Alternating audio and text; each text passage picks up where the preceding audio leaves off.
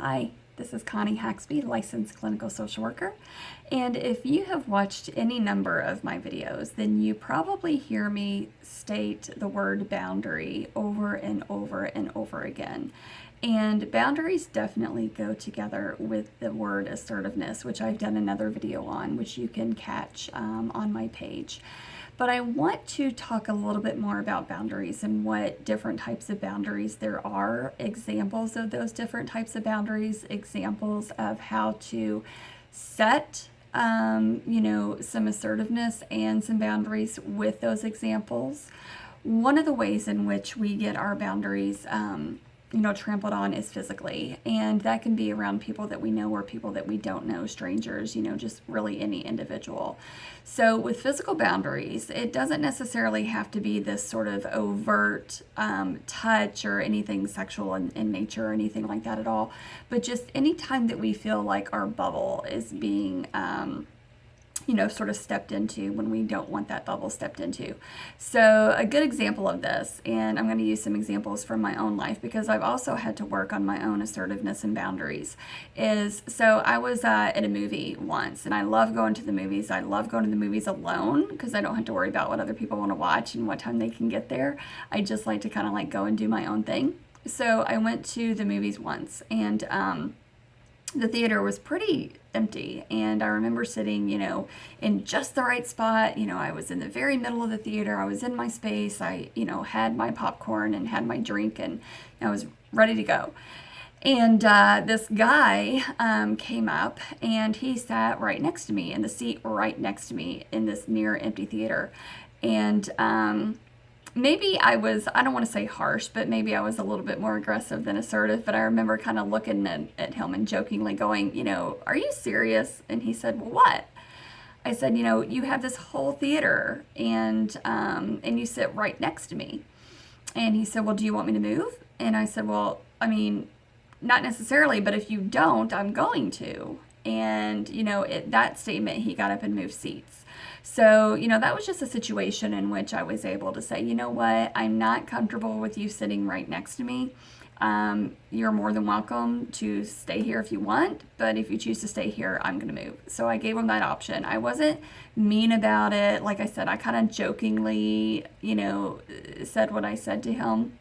But I definitely just didn't want my space to be invaded in that way. And so I had to be assertive and set a boundary in that way. Another way in which I've been able to be assertive, and I use this example a lot in my private practice, is, going to the restroom at a concert and, somebody cut in front of me in line. And again, I was able to say, excuse me, are you in line for the restroom? And of course, this person said yes. And I said, well, the line actually ends, back there. And, luckily they obliged and they moved. That could have turned out 100 different ways, but luckily they were, just kind of cool with the fact that I called them out on it and then ended up moving. Now, if they were to have, gotten an attitude or started cussing me out or something like that, then that's, on them. But I think the point in setting boundaries is to be able to say what it is that we need to say in a tactful and a respectful way, and then just allow that person to respond, the way that they're going to. Even if that person were to say, you know what, I'm going to stand in line regardless of the fact because I've really got to go. At least I said my piece about it, and that's really what I have to live with at the end of the day, is being able to say, you know what, it's not cool that you're, cutting me in line and all these other people. I am going to call you out on it, and then whatever they choose to do with that information is on them. Of course, after that fact, if that were the case, then, I could have made the decision if I wanted to take it further and escalate the situation and become aggressive, which I would never do. But also if I wanted to get a security guard over there and say, hey, this person is cutting in line, I would have, had that opportunity as well. But luckily, in this case, it worked out. So touching, personal space, personal items too is another boundary. I used to have a coworker, not going to call her out. We had a good relationship. She was a funny gal. But one way in which I did call her out is she would come into my desk and take, snacks. So I always had, like granola bars or candy or fruit or something in my desk for, when I got hungry throughout the day. And she would just come over and, make her way to my desk and, take it upon herself to get things out of my desk. And it really bothered me. Just because it was a personal boundary thing. And so, of course, I called her on it. And of course, we had that kind of relationship where I could, again, kind of jokingly call her on it and say, you know what, seriously? And she was respectful of that, after that. But again, I can't get upset at these things. I mean, I can choose to get upset at these things, right?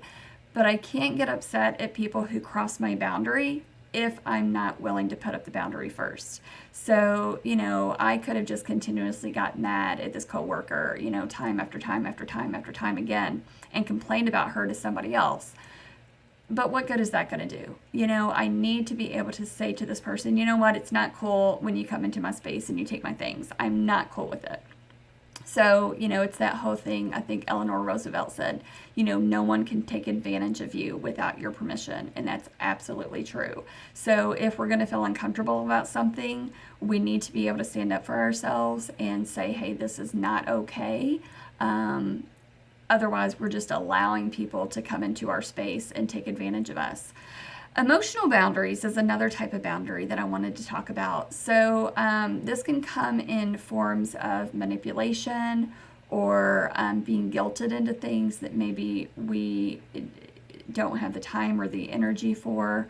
Being taken advantage of in ways that are detrimental to our well-being. I used to work with this gal at a psychiatric hospital in Louisville. Her name was Mary Beam. She was a wonderful psychiatric nurse, and she conducted a codependency group on Monday nights. And she would always use this term, pack your bags, we're going on a guilt trip, whenever she would have people in her support groups talking about being manipulated in this way. So, when you're finding that people are trying to take advantage of you, if you've got one Saturday off a month and they say, you know what, on that Saturday I could really use some help doing this, that, or the other. If you don't have the emotional or physical or even, just time capability to do that, you need to be able to say, you know what, I have to take that Saturday for myself. I have to take this time for myself and do it. We want to be good people. We want to be helpful. We want to, help folks who are in need and to, reach out and be there for them as much as we can. But when it takes away from us taking care of ourselves, that's when we need to be able to put our foot down and say, you know what, I can help you out on this day, or I can help you out in this way. But, this thing that you're asking of me is just not going to work for me. And so I have to say no at this point. Also enabling behavior, and this goes along with codependency. Enabling, when we are doing things for other people that they could do for themselves, we're just enabling them to be dependent on us and to not be responsible for their own stuff. So another good example of this is I would have, patients who, grown adult patients, 50, 60-year-old patients who would have their significant others call in sick for them, or call and relay a message for them to me, hey, I'm just calling to let you know that Billy Bob's not going to be in group today, or hey, just calling to let you know that Billy Bob's insurance changed. If that person can pick up the phone and do for it themselves, then you need to allow them to do for it themselves. Otherwise, they're, number one, never going to learn, and number two, you're creating a unhealthy relationship in which you're doing things and enabling people to be dependent on you and to not do things that they could do for themselves. Again, I know that it's difficult, because we want to be there for other people and do things for them, and we want to be kind. There is a line between being kind and being enabling and allowing ourselves to be taken advantage of.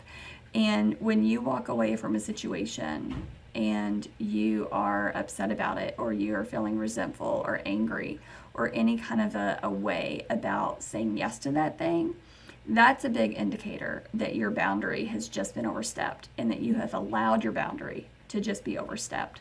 And so if you can do it and walk away from it and go, you know what, I'm feeling pretty good about this, then hey, chances are your boundary wasn't overstepped and you're feeling pretty good about that.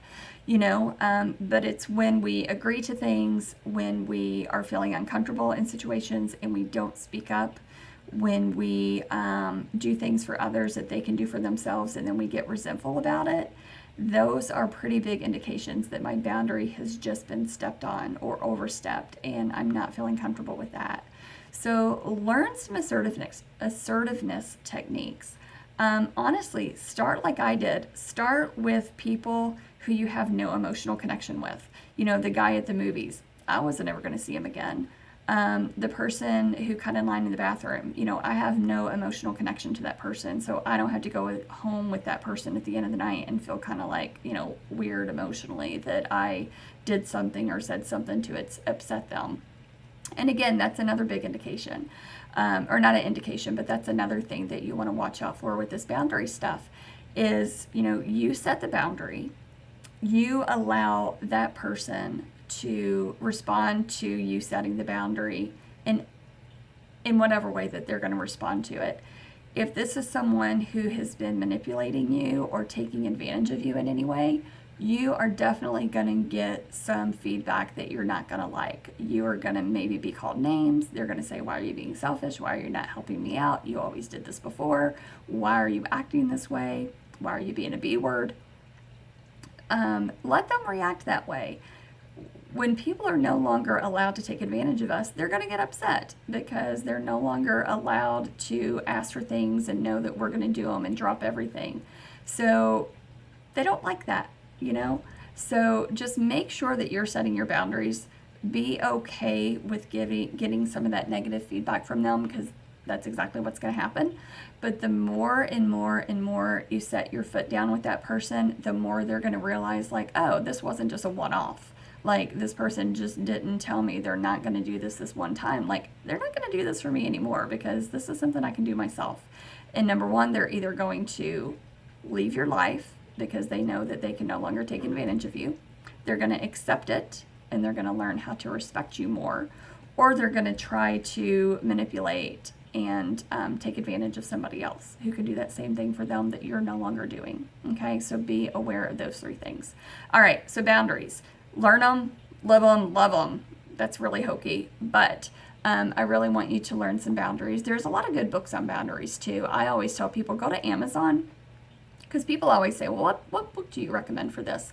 Go to Amazon. You know better what you're looking for than I am. So go to Amazon, just plug into the book section, boundaries. They can give you descriptions, they can give you reviews, you know exactly what you're looking for. So do some research on boundaries and start implementing them. That's the thing, you have to start implementing boundaries in order for them to work. Emotional boundaries, physical boundaries, okay? All right, once again, these videos are for informational purposes only. They are not used to treat or diagnose. If you need mental health treatment, please seek out a mental health provider such as a psychiatrist or a therapist. And until next time, have a great week.